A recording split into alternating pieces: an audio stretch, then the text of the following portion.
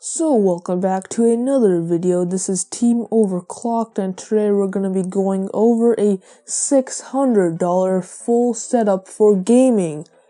Now this setup has everything you need to get started with PC gaming and includes Windows 10, a monitor, a keyboard, and of course a fully functional gaming PC.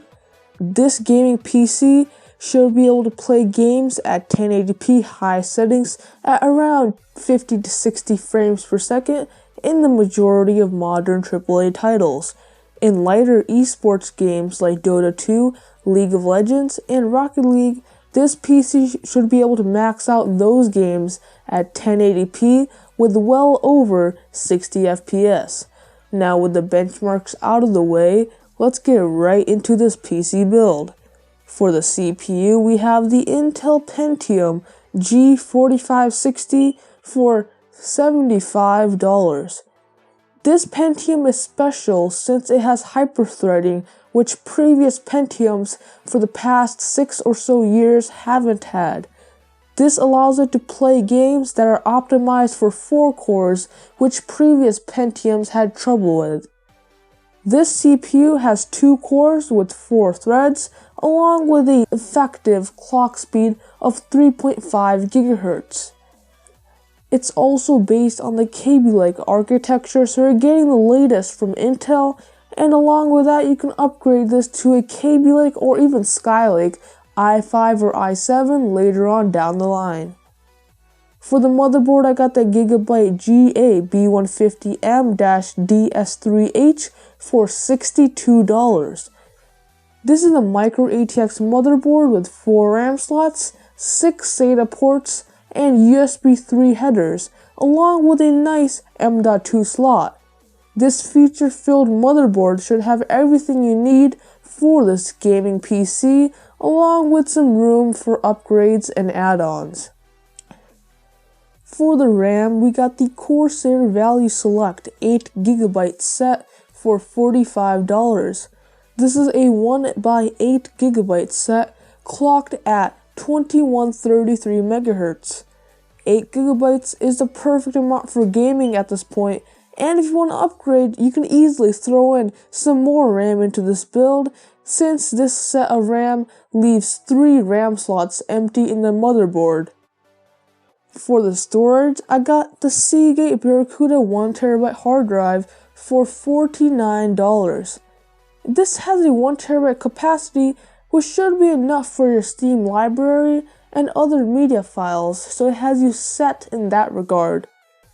It also spins at 7200 RPM and has 64 MB of cache, so speed-wise, this should be more than fine for gaming. For the graphics card, I got the EVGA GTX 1050 Ti for $145. This is clocked at 1.39 GHz, has 4 GB of GDDR5 VRAM, and a low TDP of 75 watts.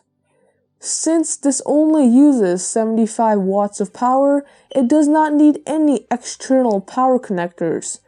Along with that, you should be able to game at 1080p high settings at decent frame rates with this GPU when paired with a decent CPU like the one we have in this build.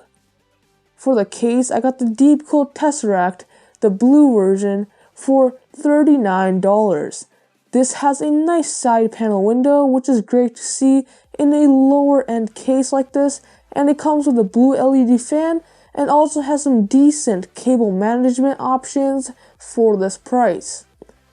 Along with that, this case looks great and should be a breeze to build in, especially if you are a new PC builder. For the power supply, we got the EVGA 430 watt ATX power supply for $32. This is made by EVGA, which is a very reliable brand who make great power supplies and put high quality components in even the cheaper versions like this 430 watt unit. It's also 80+ certified and it has room for upgrades in this PC, since this PC currently only uses about 250 watts of power. So if you want to get a new graphics card, like maybe a GTX 1060 later on, this will be capable of using such a powerful graphics card. So for $32, you can't go wrong with this power supply. For the operating system, I went with Microsoft Windows 10 for $40, which is available for this price on Microsoft Software Swap, which I will link in the description down below. I don't think there's much choice here, since Windows 10 is currently the best OS out there for gaming currently. Of course, you can always get Windows 7 or 8 if that's more your thing, but I decided to go with Windows 10 since this is what most gamers are probably gonna want. For the monitor, I went with the Asus VS228T for $89. This has a 1080p resolution, a 5 millisecond response time, and a 60 Hz refresh rate. This is a great monitor for those budget gamers out there, as it balances price with quality, since 1080p 60 Hz gaming is the current standard for the lower end spectrum of gaming PCs. For the keyboard and mouse, I went with the Cooler Master Devastator 2 for $29. This keyboard and mouse combo is available in red, green, and blue blacklight colors. It is not mechanical, but it is definitely suitable for gaming and should leave you satisfied for the price. Leave your thoughts on this full setup down below in the description. And yeah guys, that's all for today. If you liked the video, please overclock the like button. If you didn't like it, please dislike this video and subscribe for more content like this, and I'll see you guys in the next one.